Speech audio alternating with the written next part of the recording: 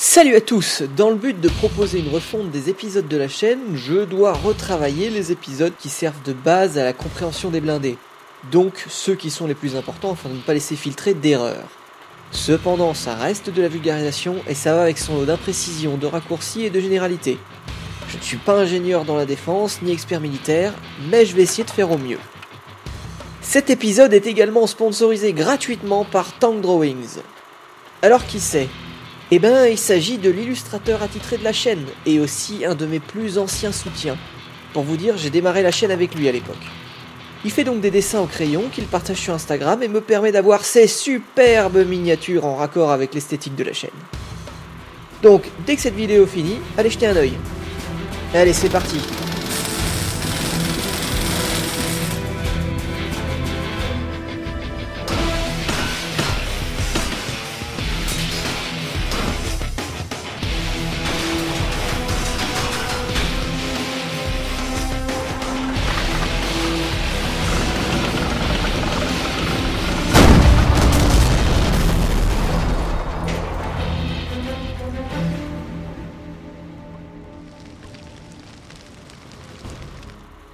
On commence par un peu d'histoire. Les premières armes à feu étaient chargées à la bouche, que ce soit les fusils ou les canons. Les munitions n'étaient pas usinées comme aujourd'hui et les balles que l'on faisait étaient directement modelées d'après une masse de plomb. Pour déterminer le calibre d'une arme, il eut l'idée de compter le nombre de sphères de plomb que l'on pouvait faire pour un diamètre de canon donné, et ce avec une livre ancienne de plomb. C'est le cas par exemple du calibre 12. 12 balles de plomb avec une livre de plomb. Calibre encore très largement utilisé aujourd'hui. D'une autre manière, ce sont les poids des boulets de canon qui définissaient le calibre des pièces d'artillerie, système qui a longtemps perduré chez les Britanniques notamment. Nos meilleurs ennemis avaient par exemple des dénominations en pouces sur certains calibres, mais d'autres en livres. Cela permettait de différencier les munitions utilisées par les obusiers et canons de longue portée de même diamètre, en utilisant leur masse.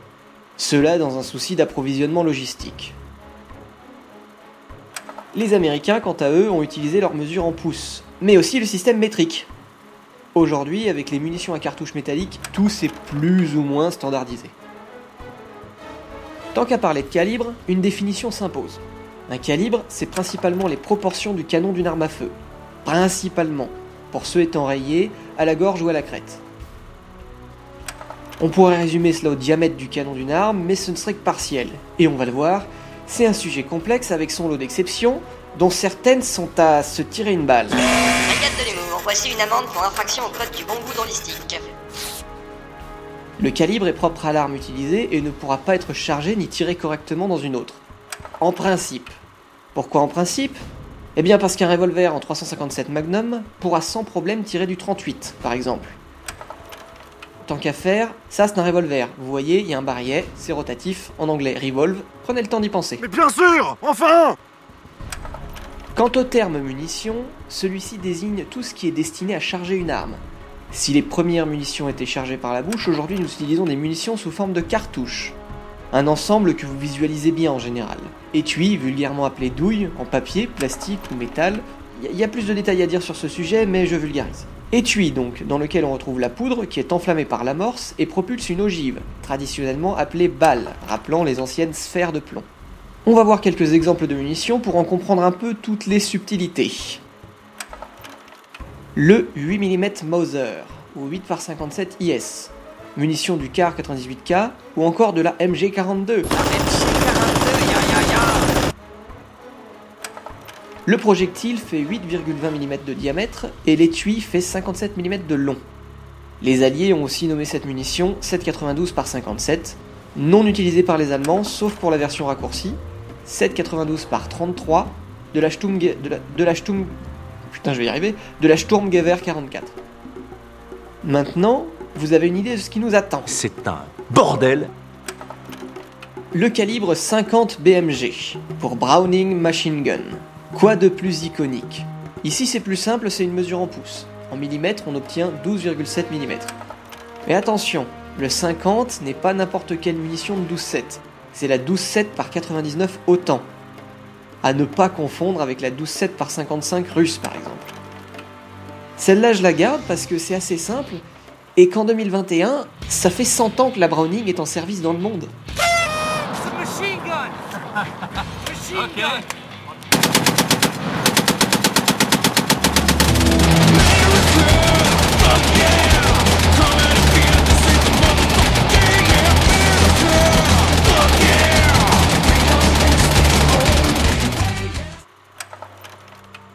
Passons maintenant au bien connu 308.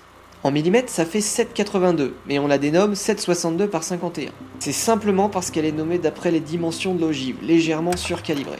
On la retrouve dans beaucoup d'armes récentes, fusils d'assaut, mais surtout fusils de précision, même si sa conception date des années 50. Les différences entre le 308 et le 7,62 autant sont sujettes à débat, j'en parle après. Plus petit, la 22 long rifle, la munition préférée des tireurs. Elle diffère des autres parce que sa percussion est annulaire. L'amorce, au lieu d'être située au centre du culot de l'étui, est localisée dans le bourrelet. C'est en partie ce qui rend cette munition bon marché. Autres exemples évoqués plus tôt, le 38 spécial et le 357 Magnum. Le nom 38 a été gardé de la 38 Long Colt, mais mesuré en pouces, c'est 0,357, qui donne le bon diamètre de la balle, 9,06 mm. La seule différence entre ces deux munitions tient à la charge de poudre et à la longueur de l'étui. Un revolver en 357 pourra tirer ces deux munitions, mais la longueur de la douille empêche un revolver en 38 de tirer du 357 Magnum. Enfin, pour finir sur les armes légères, le 223 et le 5,56 autant. Extérieurement, rien ne différencie ces munitions, mais de nombreux tests s'accordent sur une différence de pression notable entre les deux.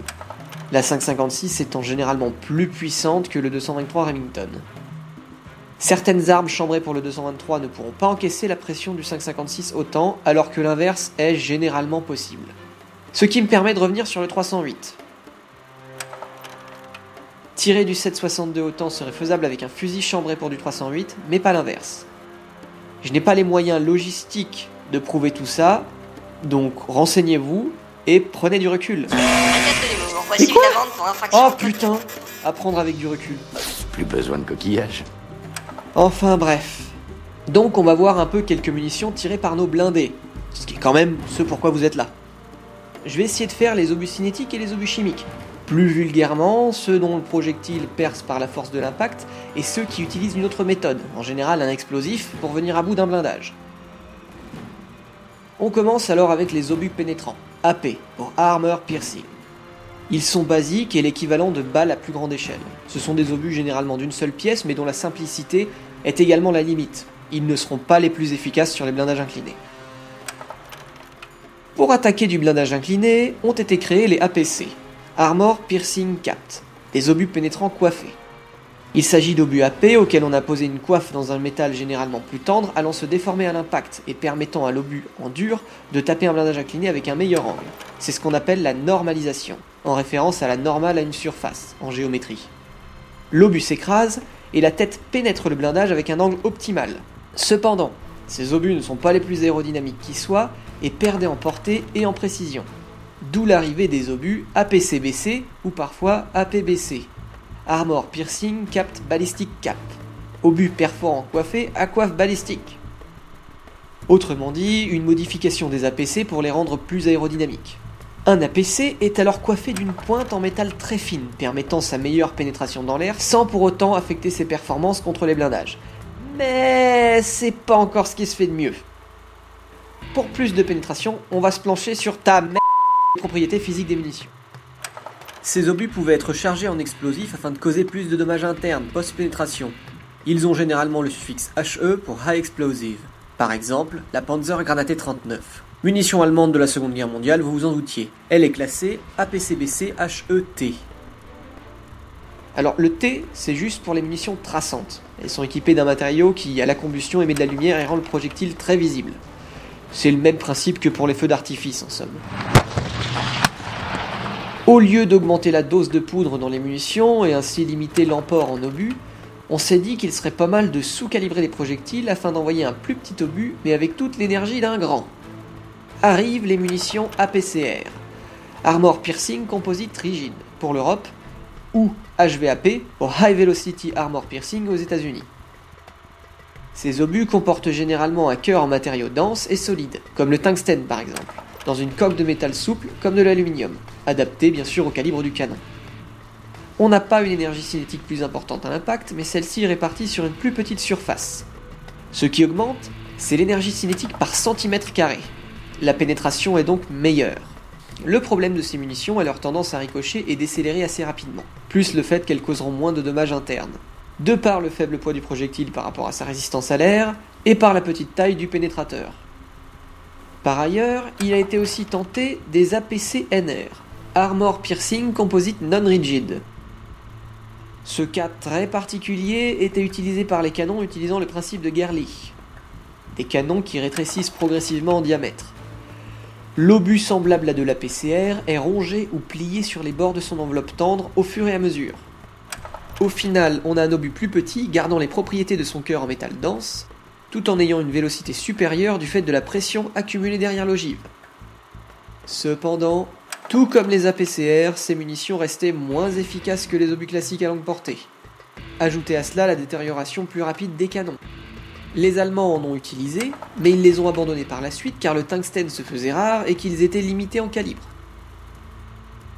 Pour pousser le principe à l'extrême, les APDS ont été développés, Armor Piercing Discarding Sabot, autrement dit, perforant à sabot détachable. Contrairement au fait de garder une enveloppe tendre, ici c'est une pièce en plusieurs parties qui se détache dès la sortie du tube, libérant le cœur en métal dense qu'il contient, tungstène ou uranium appauvri, tous deux possédant une propriété inflammable quand soumis à de fortes contraintes physiques. L'uranium appauvri est moins dense que le tungstène, mais est plus susceptible de s'auto-affûter lors de la pénétration d'un blindage. Les deux matériaux sont notamment toxiques, oui, le tungstène aussi, et nécessitent d'être manipulés avec précaution. Ces obus offrent de très bonnes performances que l'acier ne peut égaler, tout en corrigeant les problèmes d'aérodynamisme des munitions APCR. Elles peuvent cependant s'avérer potentiellement dangereuses pour l'infanterie si elles se situent devant le char. En effet, le sabot sortant du tube à très haute vitesse, vous risquez de l'avoir dans le cul. Alors, quel est l'aboutissement du pénétrateur à énergie cinétique comme on l'appelle ? L'APFSDR-DSTS... Non, moi je crois qu'il faut que vous arrêtiez d'essayer de dire des trucs. L'APFSDS. Armor Piercing Fin Stabilized Discarding Sabot. Perforant stabilisé par empennage à sabot détachable. Ou plus simplement obus flèche. C'est un APDS développé pour être tiré dans les canons lisses. Ceci n'ayant pas de rainure, c'est l'empennage qui se charge de stabiliser le projectile. On peut donc bénéficier d'obus précis tout en bénéficiant des propriétés des canons lisses, à savoir une meilleure vélocité, une meilleure durabilité et la possibilité de tirer des munitions très spécifiques comme les missiles. Tirer une APFSDS dans un canon rayé a tendance à dégrader la précision en causant une surrotation de l'obus. Les Britanniques, dont le Challenger 2 est encore équipé d'un canon rayé, doivent par exemple utiliser un anneau obturateur sur leur APFSDS pour ne pas transférer toute la rotation causée par les rainures à l'obus. Alors pourquoi utilisent-ils encore un canon rayé alors que les autres chars du même âge ont tous des canons à âme lisse ? On y viendra plus tard. Mais c'est de la merde! Après les obus cinétiques, on va un peu voir les obus chimiques. Plus vulgairement, ceux qui brûlent, qui explosent, qui crachent du feu.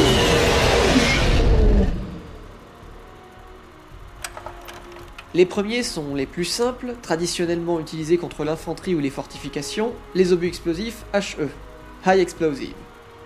Ce sont juste des obus comprenant une charge explosive. Ils sont principalement utilisés par les canons d'artillerie ou les obusiers.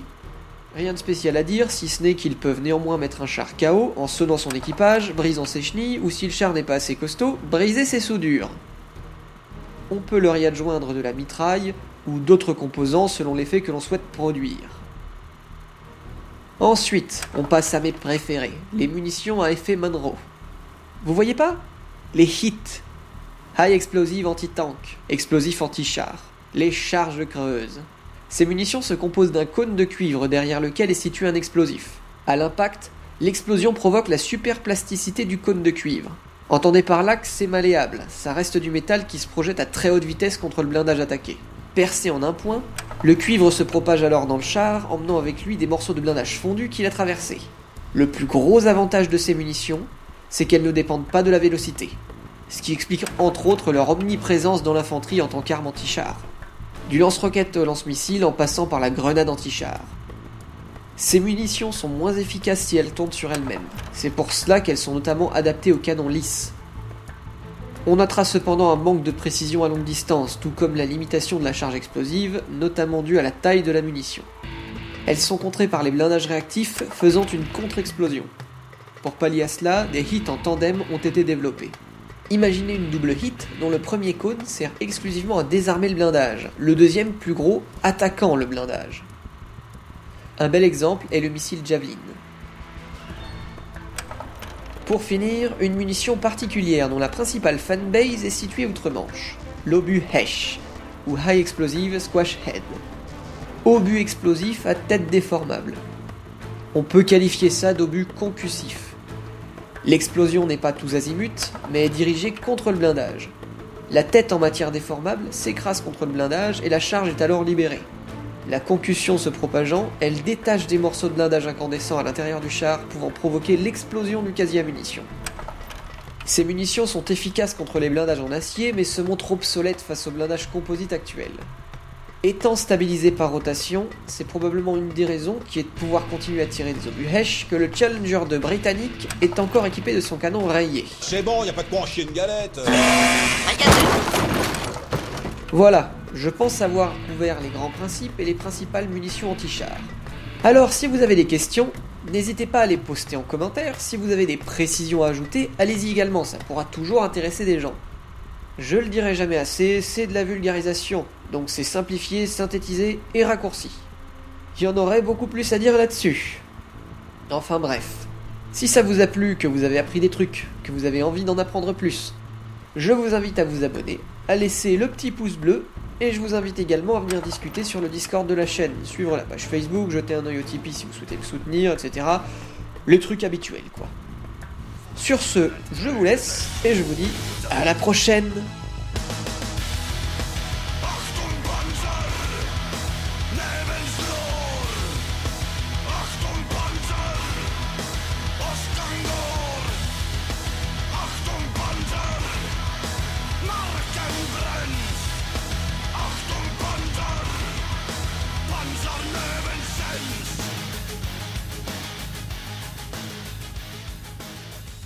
Les Américains, quant à eux, ont utilisé leur mesure en...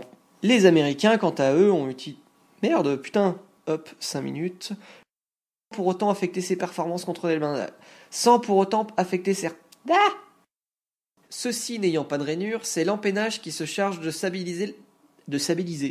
L'empennage, il stabilise. Doivent par exemple... Ahsoka!